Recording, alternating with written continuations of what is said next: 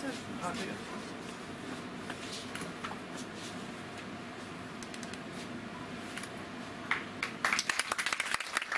Programme করে থাকি, সেটা চাইল্ড মিউজিক হোক বা বাচ্চাদের রিলেটেড যে কোনো বিষয় হোক। এক্ষেত্রে আমার চান্দকাপে হওয়ার জন্য আজকে national commission for protection of child rights এবং Tripura commission for protection of child rights যৌথ উদ্যোগে এবং গড়াই ডিস্ট্রিক্টের ডিএম এর সহায়তা এবং ডিসিপির সহায়তায় আজকে এই ওয়ার্কশপ অনুষ্ঠিত হচ্ছে। আপনারা সবাই জানেন আজকে ওয়ার্কশপ হচ্ছে committing and preventing child trafficking এর উপর। আমরা প্রায় সময় শুনি ট্রাফিকিং একটি আমাদের ভারতবর্ষের সঙ্গে ত্রিপুরা রাজ্যের একটি সমস্যার কারণ হয়ে দাঁড়িয়েছে।